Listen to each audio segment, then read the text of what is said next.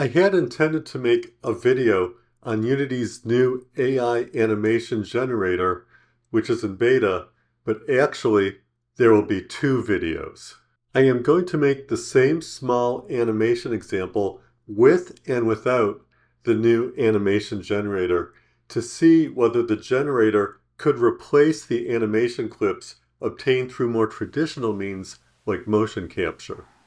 To have an interesting example, I thought I would use animation layers. I had not used these before, and they turned out to be a bit more complex than I realized, but I figured out how to make them work. In this first video, I will show how to set up the animation example using animation layers.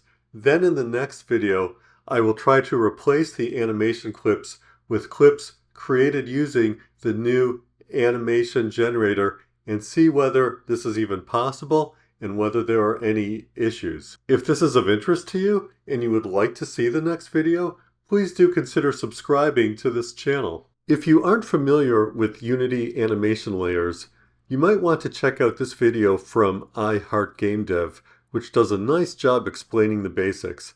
I will leave the link below. Here's what I think the trick is. Animation clips take some time. They aren't instantaneous. Also, transitions between animation clips take some time so that there aren't abrupt, unrealistic changes. But in a complex game or simulation, anything can be interrupted. Anything can change at any time based on user input or some other event in the game or simulation. So any animation or transition between animation clips needs to be interruptible in a smooth way. The example I will show is small, but I believe the animations and transitions could be interruptible anytime, and the motion the user sees will still be smooth. As I developed this example, I asked Unity's AI assistant, which is still in beta, a bunch of questions about Unity, and it was very helpful. My previous video compared several AI systems for Unity. Unity's AI assistant is great to have for asking lots of questions when you are trying to figure something out.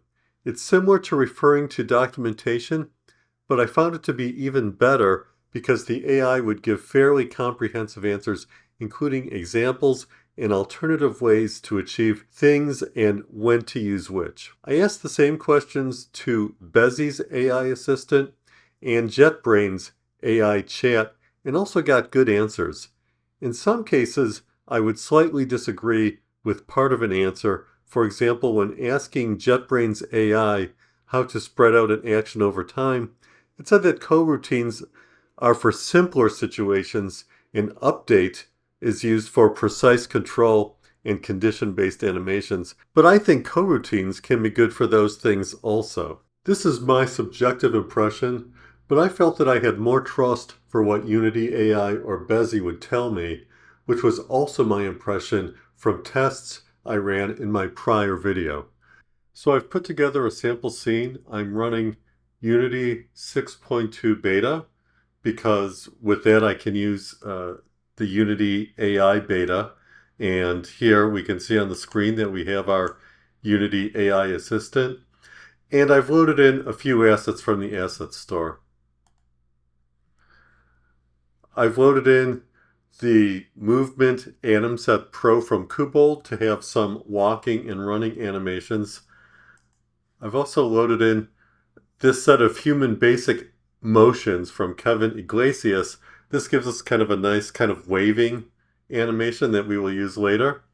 And I've loaded in the NPC Populator, which is an asset that I created myself, really because I have a few human models and I'm just using one of those models.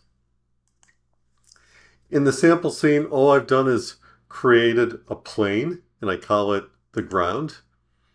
And I've moved in, as I said, one of my human characters from the NPC Populator. I've set up an animator controller. And here we'll go down to the base layer and the top level of it. We have an idle animation from the Cubold AnimSet Pro, and that moves over to this state, which is called Move.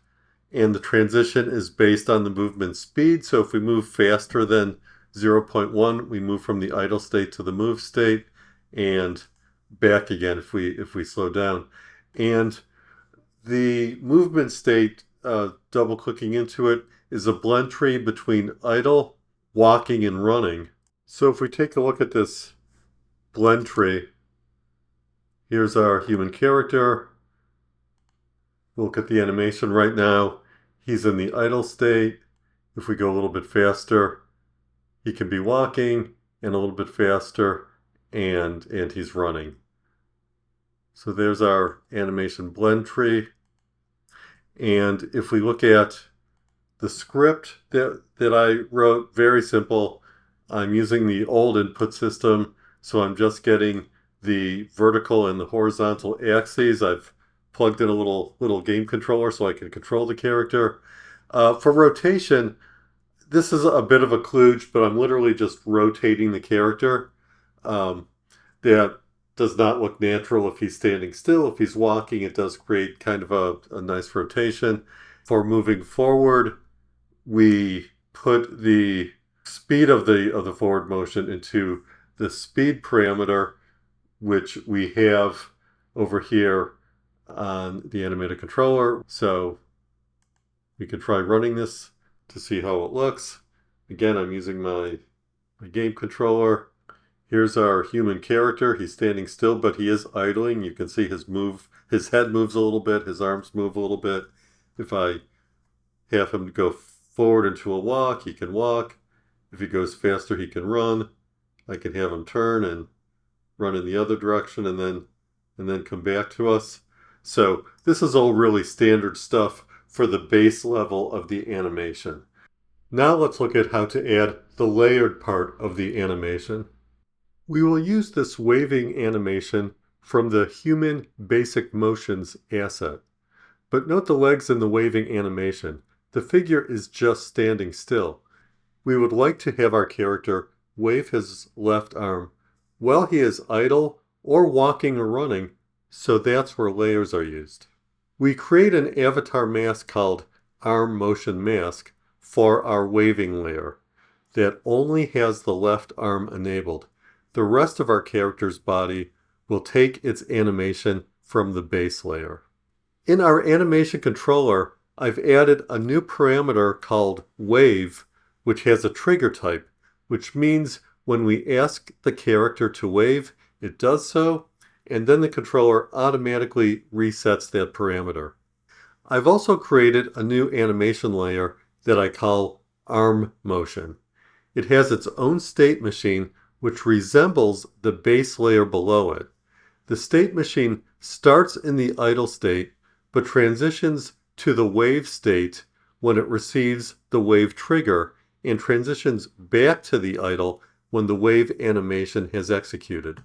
Inside the setting for our new Arm Motion layer, we have several adjustments we can make.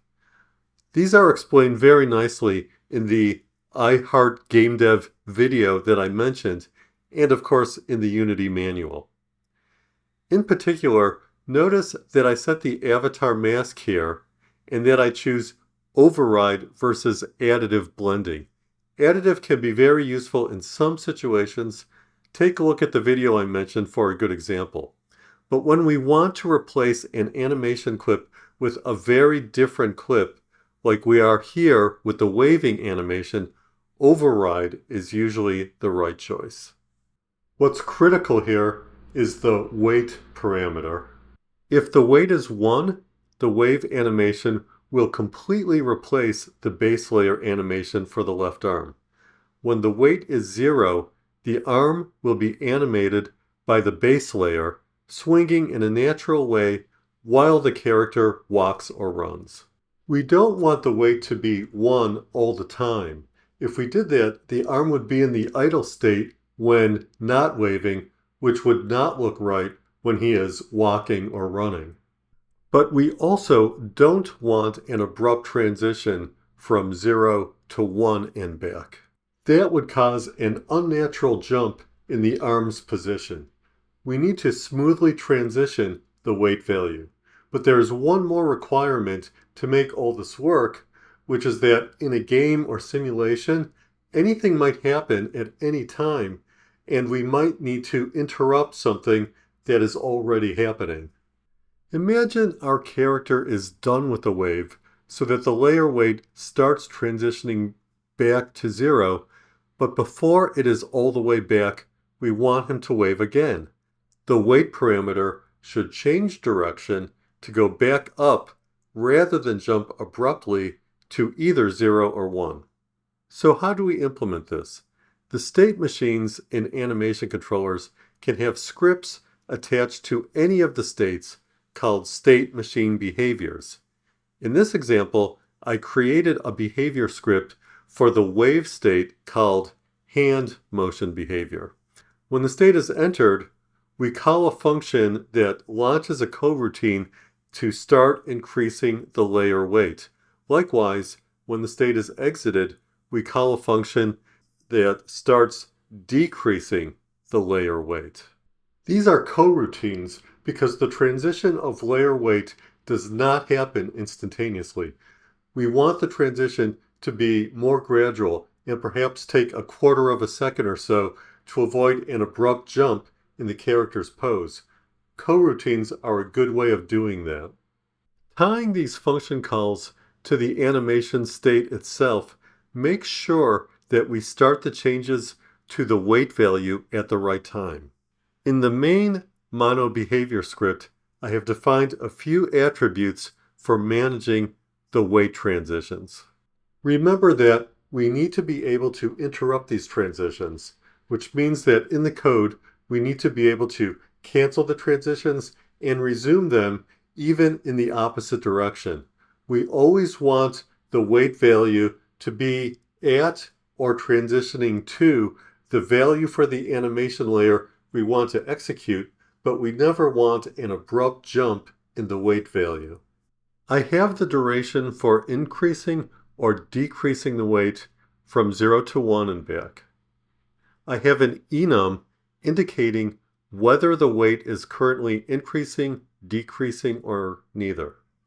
I also have some private attributes to hold the coroutine that is currently executing, if any, and also the current weight and the direction of weight change. Even though these are private, I am serializing them so that we can see the values in the inspector. These functions are triggered by the animation state to adjust the layer weight up or down. These are deliberately quite symmetric between increasing and decreasing the weight, which I think makes the functions easier to understand. When either function is called, if the weight had already been changing in the other direction, that operation is canceled.